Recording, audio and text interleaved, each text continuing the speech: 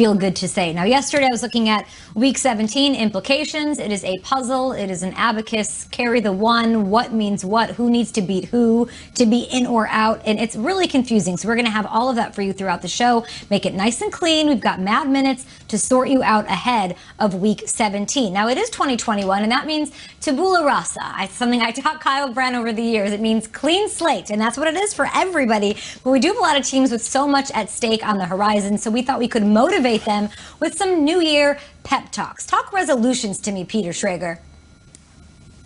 Yeah, okay, the Bears need a pep talk right now because they're playing great football, but it could all go up in flames if they lose yet again to the Green Bay Packers. So I'm going to go a little bit through history here, and it's not going to be a long, sad, miserable morning for Bears fans. I'm just going to put this out there for the Bears players because to me it starts in recent history, and it starts in an NFC Championship game about a decade ago with Jay Cutler going down and Caleb Haney coming in and Soldier Field, where B.J. Raji put the game on ice in our building on the NFC Championship game.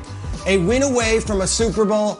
B.J. Raji and Aaron Rodgers as a 6th seed go into Chicago and beat Caleb Haney, replacing Jay Cutler. And then you're like, all right, why am I watching this? Because 3 years later, Week 17, NFC North Division on the line, Rodgers in Chicago avoids a sack and has one of his clutchest passes ever to Randall Cobb for the touchdown to put the division on ice, send the Packers to a division title, and send the Packers to the playoffs. Then I go back to last year where we as a show showed up to Chicago to celebrate the NFL's 100th birthday in an opening week game that everyone was hyping as the Bears are a Super Bowl contender and the Bears are going to do this and the Bears are going to do that. And Green Bay came in and didn't look great, but Green Bay found a way. Look at that. It's Jimmy Graham, who's now a Chicago Bear. And I say all this as a pep talk. This is your building, Chicago. Don't rely on looking at a scoreboard. Don't rely on John Wolford. Don't rely on the Rams to get the job done against Kyler Murray in some late game. Go take care of your business and do it against this team.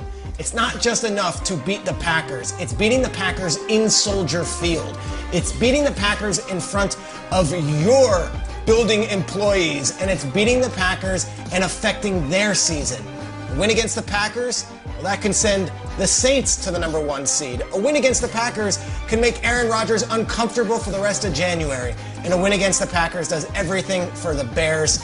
Hey, Bears, I don't have anything more to say. Go take care of your business in your building in Week 17. This is why we play the game. Go Bears. Take care of business. Soldier Field, that's your home. Like that, Trace. Well done. Good job. Good job. Let me jump right in. I want to talk to the Colts.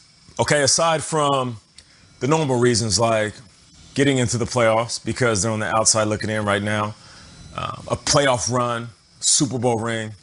Let's put those reasons aside. You know, I'm speaking as a player. Sometimes you want a coach to talk to your heart, you know, give you a reason, you know, do it for something or somebody. How about the Colts do it for Phillip Rivers? Let's take this back to 2004. We're all witnesses of that very unique draft where Phillip Rivers comes in and then the trade happens and he's sitting back and all of a sudden he finds himself as a San Diego Charger.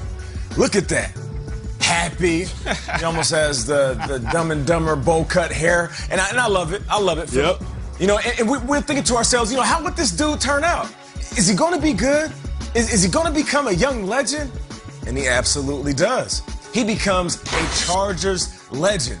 You remember 2007? Those playoffs where we're like, ooh, okay, Phillip, out there cooking. I see you, Vincent Jackson, out there doing your thing. But this is when we really started to notice that this man, this young man, is as talented as any other quarterback in the league. 2008, the passing TDs. It really took shape because he was one of those guys that started to put himself in the top conversation of quarterbacks in the NFL. And then you move it forward, you're like, all right, 2013. Do you see the years of sustainability? Phillip Rivers still doing his thing from 2008, 2013. This is when we thought to ourselves, is he on the track for greatness? Is Phillip Rivers going to be a quarterback that could possibly put on that gold jacket? in 2018, as of recently, week 18, Phillip Rivers balling out in the AFC wildcard game. Why am I showing you these moments? Because as a team, I'm talking to the coach. I want you to be reminded of who your quarterback is. This isn't some older guy who's over the hill who doesn't have it anymore. This is a guy who's been doing it for close to 2 decades. What about 2020? When people like myself, Nate Burleson on Good Morning Football, has said out loud, I just don't think Phillip Rivers has it. There's too many times where he has let me down as a fan of his. And I just think that this year is going to be another year where he's reckless with the ball. And because of his age, he doesn't have the arm strength. Forget all that. He has shown us this year that not only does he know how to take care of the ball, but he knows how to take care of his squad. Whether it's T.Y. Hilton in the lineup or he's sitting on the sideline, whether he's using the running game or the tight ends, Phillip Rivers has had moments this year when he's playing as good as any other quarterback. All right, so let's take a look. Phillip Rivers' accomplishments, right? Phillip, what have you done over the course of your career? 239 consecutive starts, 8-time Pro Bowl selection. Come on now. Over 63,000, that's 5th all time. 420 pass yards. Yeah, 420, that's really high, no pun intended. So why do I bring all this up?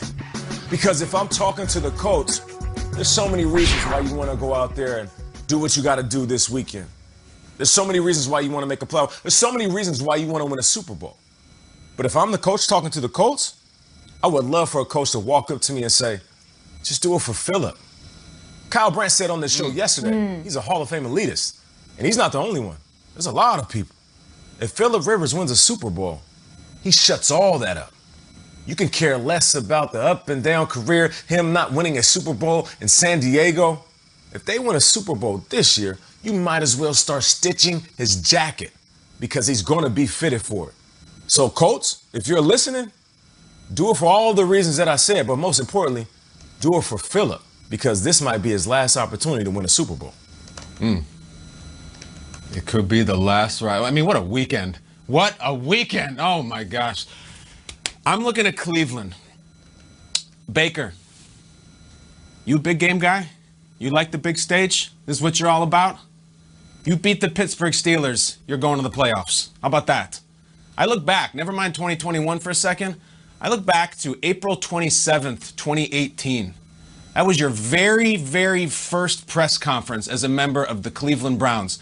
And in your first press conference, the first question you ever got from a member of the media was, Baker, Brett Favre, is that a guy that you channel your game after? You said, absolutely. Didn't blink. The question had barely even been out. You said, absolutely.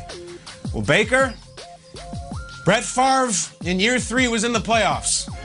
Brett Favre in year 3 was winning in the playoffs. And if you love him like you say, then you know that during the 1990s, you did not go to Brett Favre's house in December and January and win. It did not happen. What about your house? Jump forward to right now, 2021. You have an entire